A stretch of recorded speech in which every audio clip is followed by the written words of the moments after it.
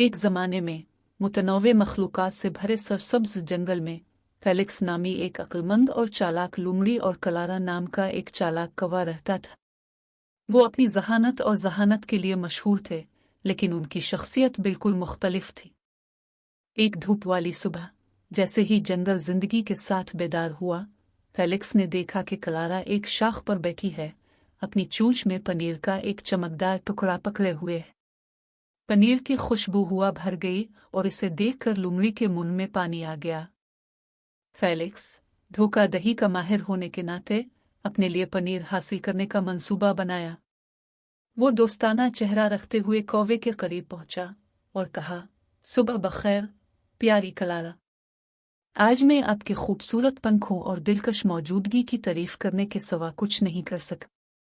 क्या आप मुझे एक गाना सुनाएंगे?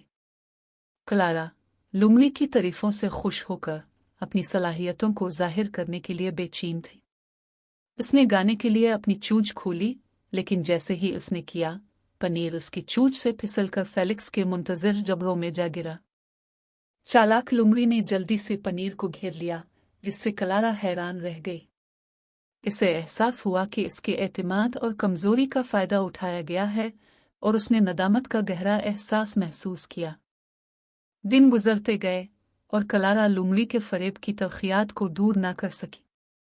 फेलिक्स को सबक सिखाने के लिए पुरज़्म उसने अपना एक मंसूबा बनाया।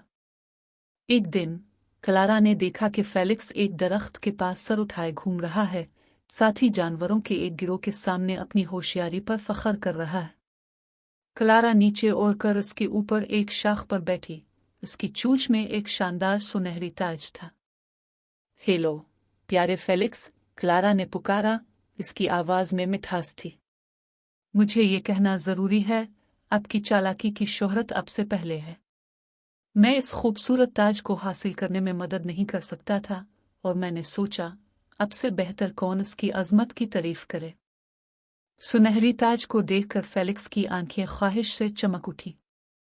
वो हमेशा ऐसी कीमती मलकियत के लिए तड़पता था। ताहम उसने अपने माजी के अमाल से सीखा था और एहतियात से सूरत हाल से रुजू करने का फैसला किया था। आपकी फ़राख दिलाना पेशकश के लिए शुक्रिया, क्लारा, फेलिक्स ने एक चालाक मुस्कुराहट के साथ जवाब दिया। लेकिन इससे पहले कि मैं कबूल करूं, मैं चाहूंगा कि तुम अपनी अमानत साबित करो। तुम्हें मुझे दिखाना चाहिए कि तुम मुझे इस तरह धोखा नहीं दोगे जैसे मैंने तुमसे किया था।